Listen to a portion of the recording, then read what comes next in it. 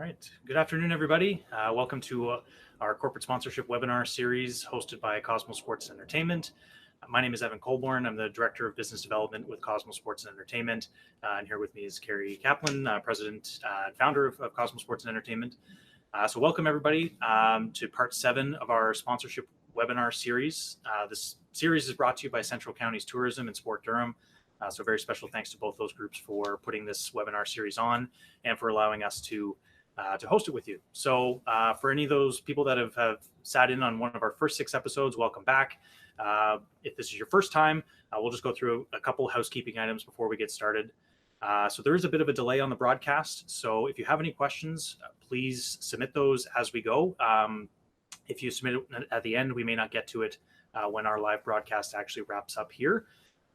So you can submit questions a couple of different ways. One, you can go to the live chat on the YouTube page. So if you're looking at the full screen view, you may need to exit out of that. And it should be in the top right corner. Michael here is off screen and he's going to be monitoring all the chats. So if there's any questions, we'll try to get to those right at the end for the last few minutes. Otherwise, if you have any questions that come up afterwards, something that didn't get addressed on the webinar or we didn't get a chance to get to your question as part of the Q&A, you can always email us. You can find our emails at cosmosports.com. On our team page, you can find all of our emails. Carrie's is there, mine is there. So please feel free to send us any questions that you may have regarding this topic or sponsorship in general. We'd love to hear from you. The slides behind you may be a little bit tricky to see, but don't worry about that. All the slides are going to be made available to everybody who's registered for the webinar. So don't worry if you can't exactly see something that's on the screen. Everything's going to be provided. So more important to listen to what Carrie and I are going to be talking about as opposed to everything that's on the screen. So with that, we will jump into today's topic, which is measuring sponsorship effectiveness. So if you've been following along with the series, we've gone through every single step of the process in the sponsorship process. We've started with what sponsors want. We've figured out what exactly we have to offer sponsors, what it's worth, who to reach out to, how to present it, how to do that initial needs analysis, how to pitch, how to handle objections. And now we're actually at the stage where we have a sponsor and we're trying to show them that they've made a wise investment, that their sponsorship with our property is delivering what we said it would and is delivering what they hoped it would. So that's really where we get into the topic of measurement. And it's a very important topic for particularly for today's sponsorship world. It's an area that's gotten increasing amounts of attention over time, and is one that certainly probably is not going to go anywhere. And we're going to go into a lot of the reasons why it's such an important topic and one that we wanted to spend an entire webinar on. But maybe just really from a high level perspective, Carrie, how have you kind of seen measurement and analytics and data and all that kind of change in your time when sponsorship? Yeah, I think the nature of marketing is, it's a famous quote or expression that, I know half of my marketing works. The problem is I don't know which half. Right. And I think the challenge in all marketing is measurement. And a lot of historically marketing doesn't always want to do, in other words, newspaper, radio, TV. There's been arguments, and we'll talk about some of them, but reasons why groups may not want that to be as measurable. Well, as sponsors become more sophisticated, and that's over the last 20 years, ROI and return on investment, return on objectives has become more and more important. And now, if you can do that, a company really wants to look and say, how does my, if I spend $10, how do I make 20? And it's continuing that's not going to go away. It's continuing to evolve. I think the online world has made that even more relevant. For sure. Great. So with today's agenda, what we're going to cover, first and foremost, we're going to talk about why is measuring sponsorship even important? So why is this a topic that we want to cover in a full webinar? Why is it important to sponsors? Why is it important to the people that are on this webinar today representing properties? Why is it important to you? So we'll touch on all of that and how that importance has really changed over the last few years. We're going to get into what information is actually important to measure. So if we all agree that measurement is important, the next logical question really is, okay, well, what do I need to be measuring? So we'll get into that and what factors are important for sponsors and which ones you want to keep in mind. And lastly, we'll get into really the how and how we as properties and those offering sponsorship opportunities out there, how we can actually practically go about measuring the effectiveness of sponsorship. A lot of us are dealing with small staffs or really small teams, and so we really want to make sure that we're taking something on that's practical and we can deliver on. So we'll touch on all of those points throughout the webinar. So this may be a little bit tough to see, but I'll explain what's on the screen behind us here. So this is, again, another chart taken from the Canadian Sponsorship Landscape Study. So one that you can find online just by Googling Canadian Sponsorship Landscape Study. And first, what we wanted to highlight here is why measurement and evaluation of sponsorship is important. And you'll see here from this chart, so the sponsors, properties, and agencies were all asked a simple question: what keeps you up at night about sponsorship? And the first set of bars here, the pink representing the sponsor responses, is demonstrating ROI. So you can see 41% of sponsors who answered the question, what keeps you up at night about sponsorship? Their number one thing that they said was demonstrating ROI. And you can see it's actually the same for properties, and it's the same for agencies as well. So it's something that's really important, and it's important across the industry. Well, I want to show you how big this is. So if you look at the 41%, 33%, 34%, other, the second one is other. So which is, and part of the reason it's other, it's 20 different things. So you can almost take that out of there. And so you're dropping on sponsors from 41% to 15%. It's 3 times more important than anything else. And, interestingly, on the property side, same thing. You're 33%. There's a 22 and a couple of 11s there, but and if anything, I lean to where the sponsors are and say 41% may be low. So you can see it's so significant. You can't run from it. It's important to everybody. For sure. And again, this is one kind of stat. I'm doing some prep for this webinar, and then just general research on a daily basis. We see stats all the time about 80% of sponsors list measurement is really important. Much fewer than that. A recent stat that I saw, 35% are actually actively doing it, and of those 35%, spending 1% or less of their budget on actual measurement. So what that tells us is, again, this shows us exactly sponsors see it as really important. Not all of them are doing it. And if they are doing it, they're not investing a significant portion of their budget, which means that it falls on us as properties. They're relying more so on us than trying to solve it internally to provide them the measurement and the effectiveness. And in fairness, in this equation of the 3 groups, they're the ones spending the money. So right. In fairness to them, it seems reasonable to expect that to come back from a property you're sponsoring. So again, really important and shown by the data here. So another chart here, again, taken from the Canadian Sponsorship Landscape Study. We've referenced this one several times, so you may recognize it if you've been on some of the other webinars, but this one lists things that sponsors find important in terms of services that they're being provided from properties they're sponsoring. And then so the blue bars represent what they rate as important. The purple bars there represent how often they find it's provided. And the one circled here that we have: recall stats, loyalty stats, concluding report, and then info on objectives. So 4 services that really relate to what we're talking about here in measurement and how effective the sponsorship is. And you can see just from looking kind of at the blue bars, all 4 of those are rated pretty highly in terms of importance for sponsors, and all 4 also have a gap in terms of how often it's provided. So again, really important. The sponsors are telling us that it's important. There's been, if you look back at a few of these studies over the last few years, there's been a consistent gap in that delivery, in the delivery of these types of services. So sponsors are saying it. We as properties need to listen and start addressing their needs a little bit more. So another thing to keep in mind, why measurement and data and everything is important, is the alternatives out there in the market for marketing dollars are starting to provide pretty in-depth amounts of data. So, if we're talking about something like Google or Facebook or Twitter marketing, you can get some pretty in-depth insights into how that marketing spend is working, and is it driving sales, or is it driving return on objectives. So it's only natural that sponsorship eventually is going to be asked to start providing the same level of. We may not get all the way there, but starting to provide a little bit more data and insights because it's coming from other areas. But one thing I wanted to kind of circle back to is, and you mentioned it kind of in the introduction, is that there may be a little bit of a resistance, or when we know there's been a consistent gap in terms of it being important to sponsors, maybe not being provided as often. Maybe there is a bit of a resistance. Why do you feel that might be the case? You mean a resistance on providing the data and just gathering it? Well, it's a lot more work. Yeah. One, so it's a lot more work. It's time consuming to do it. Plus, there's a fear that you may not deliver. That if you show a company that did we really return your investment? I think where you can be a little bit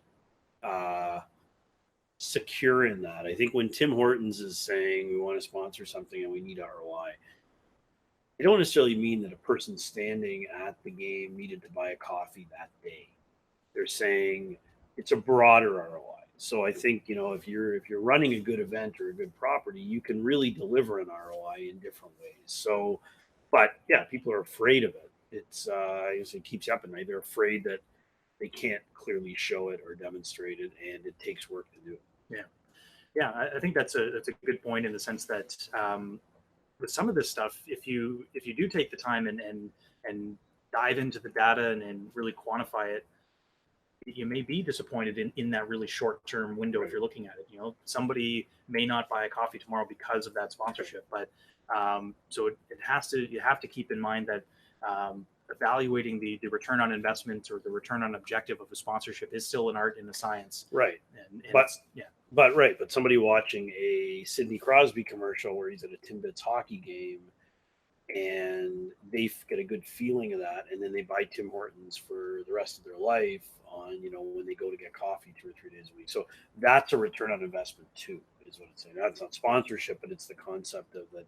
Again, you don't have to necessarily be immediacy, but you have to understand how important it is. Yeah. Not be afraid of it. For sure. Right. So the next question. So if we all agree that this is the way the industry is going, it's important. Sponsors want to know how their dollars are being, how effective their investment is. Natural question is, okay, well, what are we measuring? So in your experience, do you find there are some consistencies in terms of what sponsors are looking for? I know we talk a lot about ROI, but are there some consistencies, or what are you finding? Well, I think I think ROI is a consistency, but it means different things to every company. So when someone says we're looking for branding and awareness, that's that's on the way towards ROI. So some retail businesses are typically looking for traffic. That's a very measurable result. Other people that sell consumer products may be able to look at it and say we're measuring it as do people respond to our consumer products? But again, other people are looking at that as more as am I shifting somebody's way of thinking or belief in our brand, and ultimately they're going to have a greater propensity to buy with me.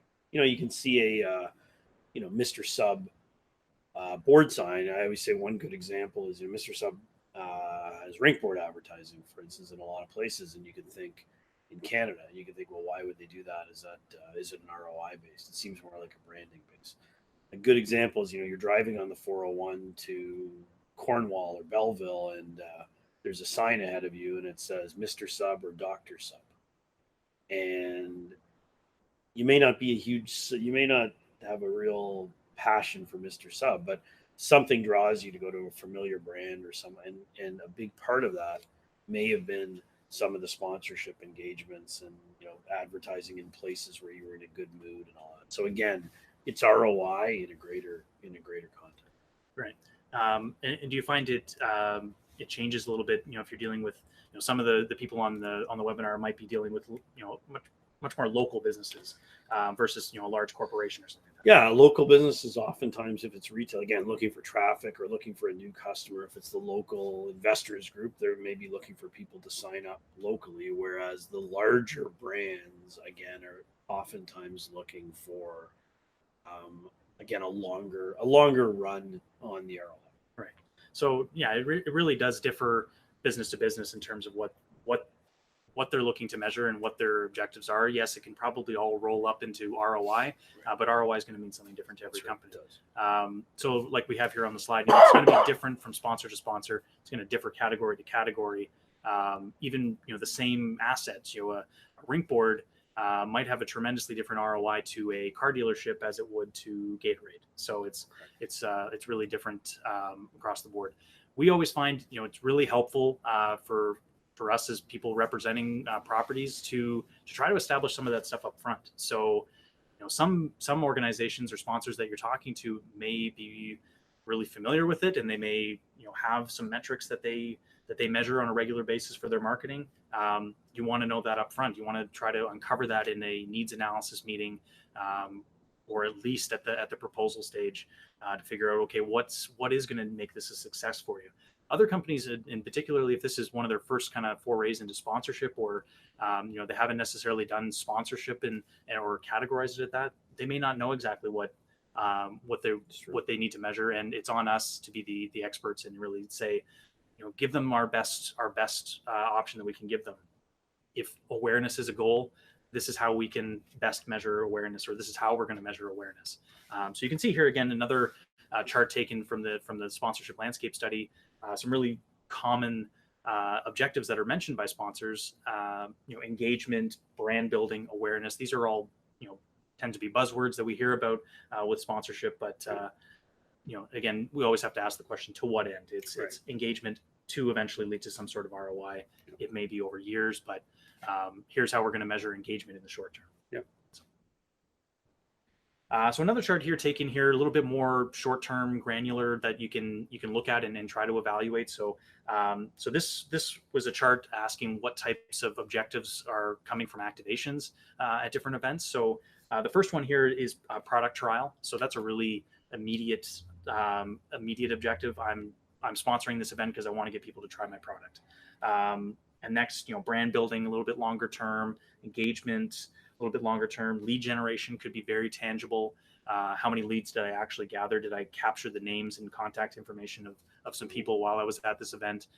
So that could be a little bit more short term. Awareness, again, tends to be very synonymous with advertising, marketing, sponsorship, all this kind of stuff, but can be a little bit tricky to measure. So again, if we know that these are some of the more common objectives that sponsors are going to be looking at, then we can do the best we possibly can to offer some sort of measurement for them. So for the next couple slides, we're just going to kind of go through a couple of those most common objectives that were listed by sponsors, and just give some more simple ways to measure their effectiveness. Again, it can feel a little bit overwhelming when you think, oh, how are we going to measure awareness or brand and brand strength and things like that. It can be really overwhelming, and that can be part of the deterrent keeping people away from wanting to measure it. But what we hope to kind of show over these next couple slides here is that it really is accessible to everybody, regardless of the size of your staff or budget or things like that. So this one might seem really obvious: product trials. If my goal as a sponsor is a product trial, well, how many samples did I give away? How many giveaways did I give away? Did I give out coupons? How many coupons of those got redeemed eventually? So there's some ways, again, to keep track of.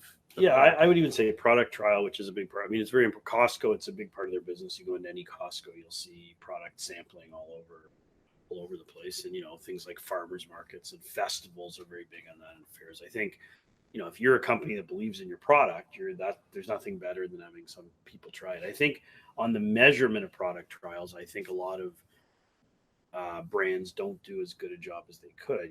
Part of it is, yes, if you can give out coupons, but any type of registration where they can give you information or feedback and say what I thought of it. Or I was in, it seems like a sort of a strange example here, but I was in in Edmonton. Everybody's been to Edmonton, and in the bathrooms, I think they have a couple spots, but in Edmonton, the bathrooms at the airport, they have this little quick thing where on your way out, you push a button, and it's 4 colors.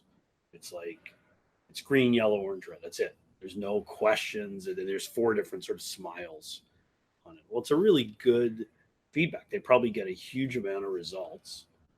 And I think so. What I'm saying on product trials is have some measure, of what did you think of it, or feedback, or even if it's more subtle than that, and if you're looking at did people seem like they enjoyed the product you gave them, that may be something from the person that's working. So I'm just saying product trials are effective, but I think people get too excited of saying, well, hey, we gave away 100 samples. Well, that's not exciting. Did people like them? What was the feedback? If you gave away 100 samples and 90 people didn't like them, don't be excited that you gave away 100 samples. I think you got to kind of use it to your advantage. Right, for sure. And again, in the case of product trial samples, things like that, it could be just as simple as actually keeping track of how many people took a sample. That could be a really easy metric of, because that's it. When companies are looking to do sampling or product trials at your event, if they're setting up a booth or things like that, we often will sell and value that opportunity based on total foot traffic. Right. Again, what's valuable to the sponsor is, okay, of the total foot traffic, how many people were interested enough to come up to my booth and try my product? That's a good point. You got to be careful on that foot traffic. A million people come through here, X amount of people come through here per day. If people aren't excited about it, it doesn't really matter. If people say just because they were there but they didn't like it, it's not a real accomplishment. For sure. So the second one is branding. So that was listed as second on the chart that we looked at. Branding can be a little bit trickier, and that one seems it's a little bit more overwhelming and daunting to actually measure. Okay, how did we help improve the brand of one of our sponsors? But one of the, a few of the ways, and they're listed again in that list of services that sponsors are looking for: recall stats and loyalty stats. So recall stats being just simply as a patron or as an attendee at an event, do I even remember that who was there? Did that sponsor cut through the clutter in any significant way that I can actually remember that they were there? So that's going to help their brand if I'm aware of it. And in the first part, the second, being loyalty stats, because of that sponsorship, am I more likely to buy from them? Yeah. That can be tough on a one-off event. If it's a weekend kind of festival, am I more likely to buy a Tim Hortons coffee because they were at that event? Tough to say. That might be a little bit too small of a sample size, but over time, Tim Hortons recognizes that if we can get in front of people over time, it might make them more likely. Yeah, the one that I like that we did a few years ago is we were part of starting the Ultimate AUDL, the Ultimate Frisbee League, and with teams in Toronto and Ottawa and Vancouver. It's now, I think there's 27 teams in the league across North America, and TELUS was a big sponsor out of the gate. And I remember, so you could say it's a small number. There were probably 500 to 1,000 passionate fans of the Toronto Rush Ultimate Frisbee, but a lot of them were specifically appreciative that TELUS was involved in Ultimate Frisbee. That TELUS supports Ultimate, which is the proper term for the sport, and it affected behavior. I don't have the stats to say how many fans switched from Bell or Rogers or somebody else to TELUS, but I would say it was pretty significant. And so that really is that loyalty side of it. I'm always, and you can tell from all these webinars, I'm sponsorship biased as opposed to other forms of advertising. I really believe in its value. And branding, I think it's hard to make a branding argument if you're advertising on radio or newspaper in some ways. I think they would argue you can, but branding and sponsorship, when people are in an environment that they're having a good mood, and I think that what's common about sponsorship, be it a hockey game or a festival, is it's a luxury. People are generally having a time out with their friends and family, and they're in a good frame of mind. So if you're a company that wants your brand to be there, you're putting your brand tied to something where people are having a great time. So that analogy, partially subliminal, partially subtle, but it's powerful. So I think sponsorship in particular is a really, to me, it's the most effective advertising mechanism or marketing mechanism to build brand. For sure. The AUDL is a great example, and TELUS and how that brand was integrated into the community. NASCAR is always a famous case study that fans of Jeff Gordon are going to use the products that are advertised on his car. So that's kind of where the loyalty factor comes in, and obviously ability to impact brand and impact loyalty. To have a real impact is going to be felt more with properties that have a little bit more of a sustained reach into an audience, as opposed to a more of a one-off event. Yeah. So branding, a really important one that is synonymous with sponsorship. Engagement. Engagement is really a term that, particularly more recently, is very synonymous with social media, digital media, likes, shares, comments, all being rolled up into this category of engagement. So there's a great way to measure engagement right there. If digital and social is part of the deliverables of that sponsorship, are the pieces that have that sponsor tied to them, are they getting some engagement? Are they getting likes, shares, comments? So that's one way to measure engagement. But bringing it back to the physical world, a lot of people on the call here may be selling vendor spaces and things like that. Can you measure foot traffic actually coming around the booth? So that's how many people are coming up to a particular activation and actually physically engaging with it. That's a measure of engagement. Well, and that's where I think, a lot of companies will do something at engagement that has nothing to do with their brand. So, you'll have, and I think I mentioned Investors Group earlier, but Investors Group, when they go to hockey games or events, they typically have a shooting, like a radar gun or shooting thing, which really, what does that have to do with Investors Group? Well, what it does, it keeps you at the booth, or keeps your kids at the booth. So maybe one of the financial agents can have a conversation with, or at least get your business card, or at least so engagement. That's not even engagement. It's something that keeps you. Again, the foot traffic's only as good as the people that are aware of your specific brand. So if you can engage them within a larger context, I think that's all the more powerful. For sure. And again, going back to kind of the digital world as well, Google Analytics, gives us an opportunity to measure web actions. So if there's a sponsored area of the website, measuring, okay, are people actually, are they coming to the page? One, are they engaging with it in some meaningful way that you actually want them to? That's another factor. So again, another way to measure engagement there. Leads, that might be an option or an objective that a sponsor has. So quite simply, it could be, did I collect names? So, restaurants, famous example we always give is the, fish bowls at the front of restaurants, drop your business card in for a chance to win a free lunch. Well, that's a way of lead generation. They want to know who's coming to the restaurant, and maybe do they have some catering options or something else that they could do with that particular customer. But, yeah, and just on that point, I think, and this, if everybody sort of hears this, I think one of the mistakes is thinking that giving out a business card is comparable to receiving. And it's much more impressive or important if you receive a business card. So, that fishbowl example, by giving things out, the customer is not necessarily engaged at all. They're just, you're handing somebody something. Doesn't mean they even read it.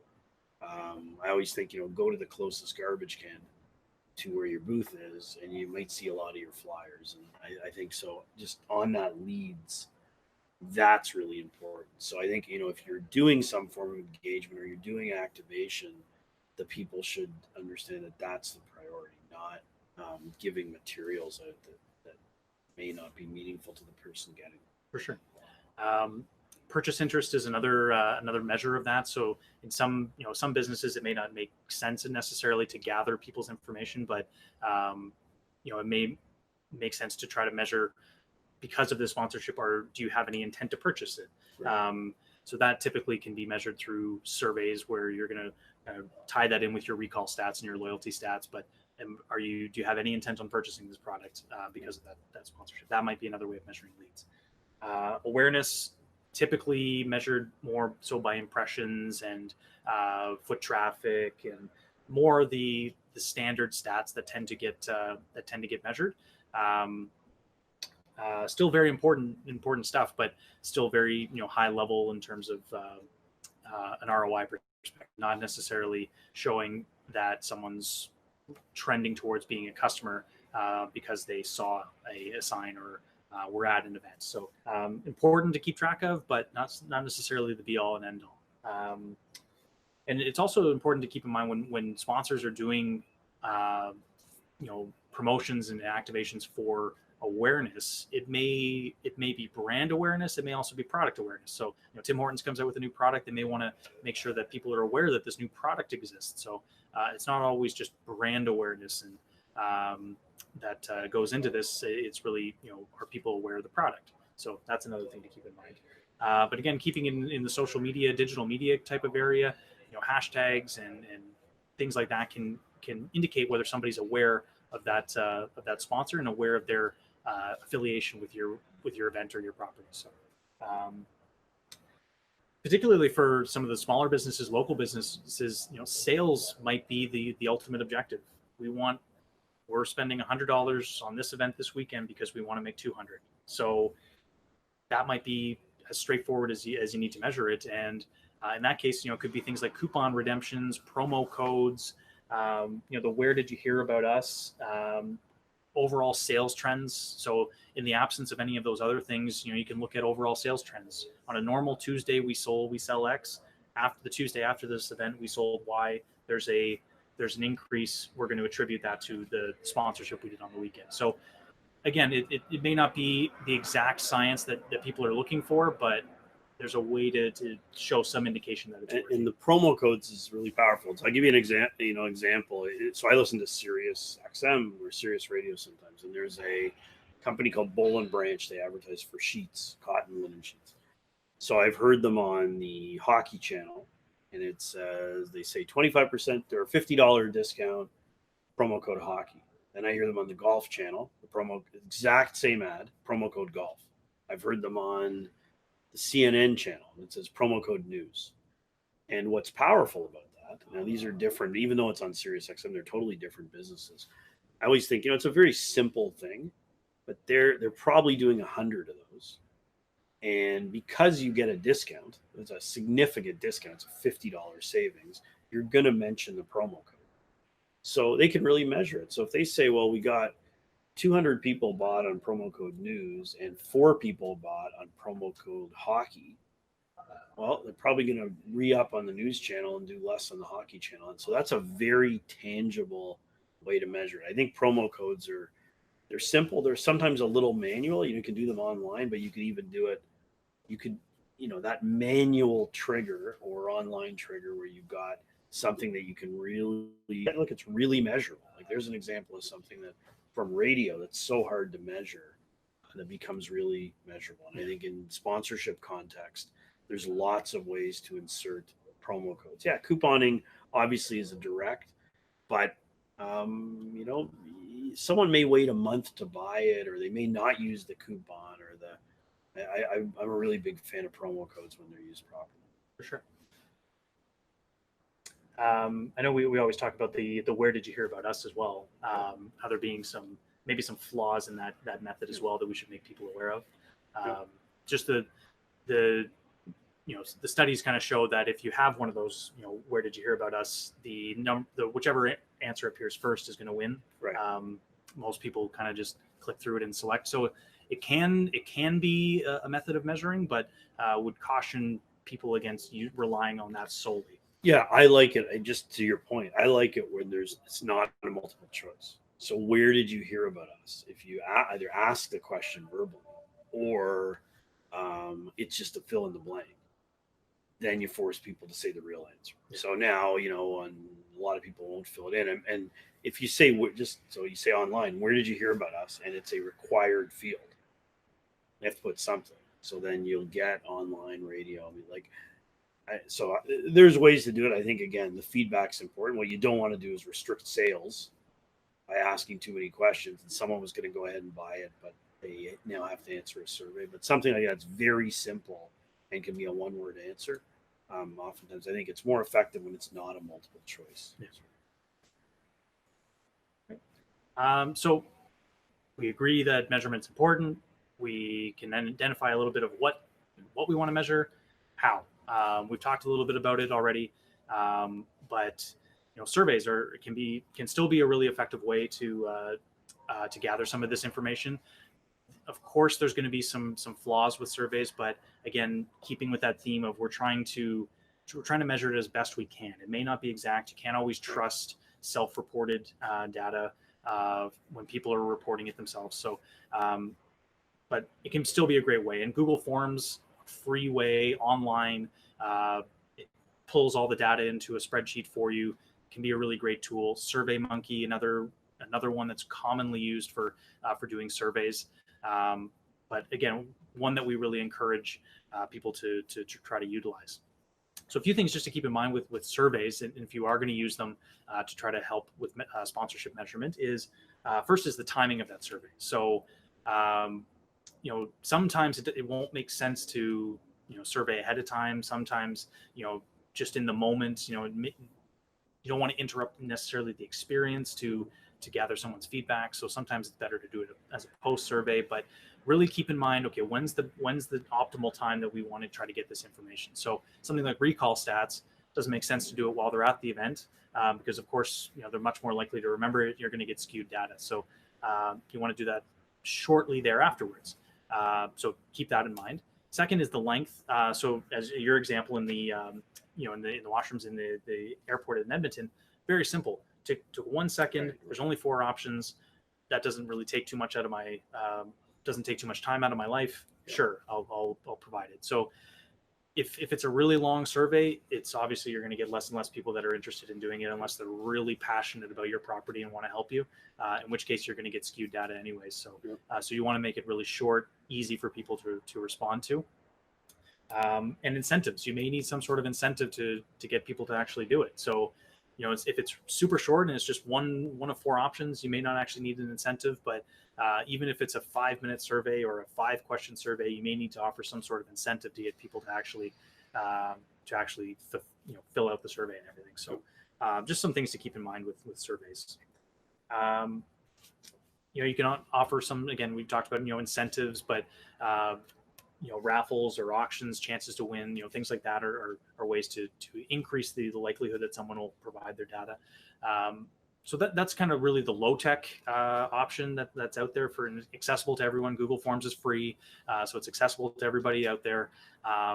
But it's a really interesting space to be in if you're looking at some of the high tech options. And some properties on here may have access or capabilities to implement some of those. Some others may not. But the nice thing about technology is over time it tends to get less expensive and more accessible to everybody. So some of the things that are out there now, RFID event apps that connect to beacons within the facility, so you can keep track of foot traffic and heat maps. Really good for conferences where there's vendor showcases, things like that. So you can see, okay, this is the flow of people that are coming through. This is how we're going to measure whether certain booths were visited or not, and it's through being able to measure the foot traffic that's coming through there. So apologies for some sound behind us now, but we had to change locations today. So hopefully you can still hear us. So just a couple more slides we're going to wrap up with. So one thing to keep in mind is that individual assets, this is the whole point of, if you get way into quantitative measurements on sponsorship and things like that, there's going to be times where you might be disappointed. It may not return. You may not return the ROI that you actually were hoping for, or the sponsor was hoping for. So it's important to keep in mind that it's really an equation of 1 + 1 = 3. It's not this one sign delivered an ROI of X. It's an overall package delivers an ROI. Another thing to keep in mind is, again, it's still an art and a science. So a sponsorship is appealing to the heart and the brain at the same time. It's not about giving the person the rational reason why they should buy a product, and then they do, and they follow that rational thinking. A lot of sponsorship is about that brand, and it's about how do I feel about this company, and that's really appealing to the heart, harder to measure. Right. It's a lot. I mean, I think I think the most overrated thing in branding or marketing is the concept of we have the best product wins, and the best product very rarely wins. The best promoted, marketed, sold, branded product often wins. And I think when you say that, that's the heart side. But why do I care about Labatt's Blue or Gillette or Tim Hortons or Coca-Cola or Google or Microsoft or Levi's. A lot of it's personal. Some people are very loyal to Levi's jeans or Apple products or Tide detergent, and a huge part of it is heart. And sponsorship is able to do that as well as anything else, to hit certain touch points and get people connected, familiar, acclimated with certain brands.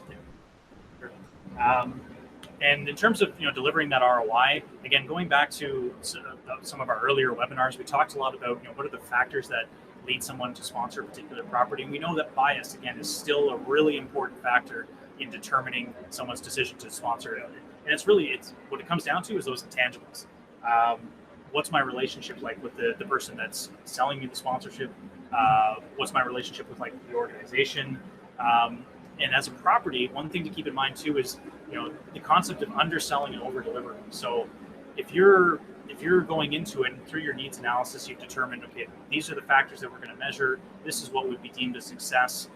Do yourself a favor and build in some ways that you know that you can over deliver. That's going to help make up for any shortfalls or anything like that, or just increase the value that's perceived. Yeah, I always think one of the biggest success stories in the last decade in the world is Amazon. I think one thing that Amazon did in the early days, that seemed people forget about it now, but it seemed really surprising at the time, is they would say on everything they sold, 4 to 6 weeks delivery.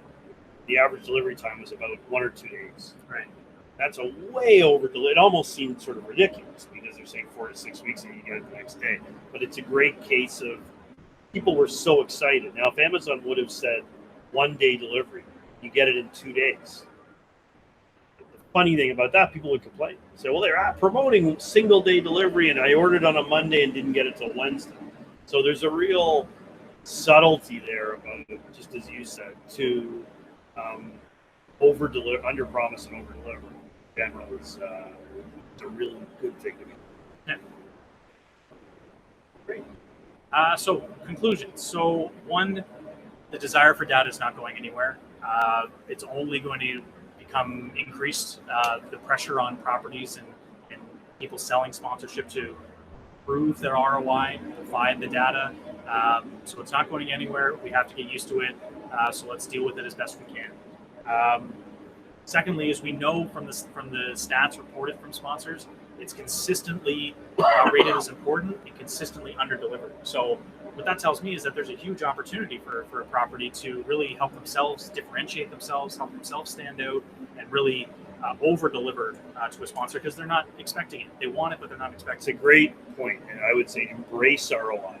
Figure a way to do your best. You can't show it, but go out of your way to show a company why you did help their return on investment. There's lots of creative ways to give that answer, but as you say, because so many people are afraid of it or don't do it, just by showing it, you have a competitive.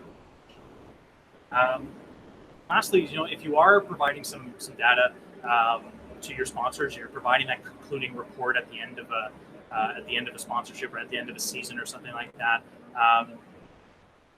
Take it a step further. Start trying to get ahead of the curve. So, Facebook and Google and Twitter and these platforms, it's providing real-time feedback and real-time statistics.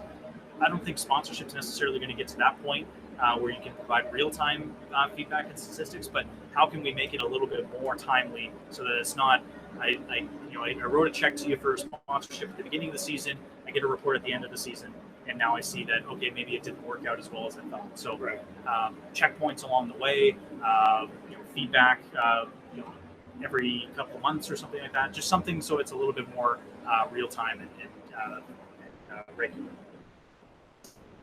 So today's takeaway, so we know ROI is a top priority for sponsors across the board. It's very important. It's listed as one of the things that keeps people up at night. We know it's important, so it's something we have to address. Do yourself a favor through your needs analysis process, through your sales process. Try to determine what is important to that sponsor because it's going to be different sponsor to sponsor. It's going to be different if they're a local business, if they're a large corporation, what category they're part of. Everything's going to be different, so you want to try to figure out to them what's going to deem this as a success. And with the aid of technology, it's going to become more and more accessible. But there's always a way to measure it. It's just what's the best way that we can measure it. So in a lot of cases, surveys and things like that, it's going low tech. That's available to everybody. But again, the demand is not going anywhere, so we have to try to find ways to do it as best we can. So great. So any questions? So we've got one question. Okay, one question. ROI, measuring ROI obviously takes money, and in most aspects. And would it be better to include the cost of measuring ROI in the initial proposal, or should it just be something you include at the end of the vendor contract? Well, I think this one again was a stat that we found in a couple of studies. Again, the sponsors are relying on the properties to do a lot of that measurement. So, regardless of whether the sponsor chooses to have in their budget some sort of form of measurement, I think it's really important as a property to invest a little bit yourself in knowing, and that can be as sophisticated as applying a percentage to the overall sponsorships and saying, okay, we think roughly 5% of this sponsorship is going to go towards measurement.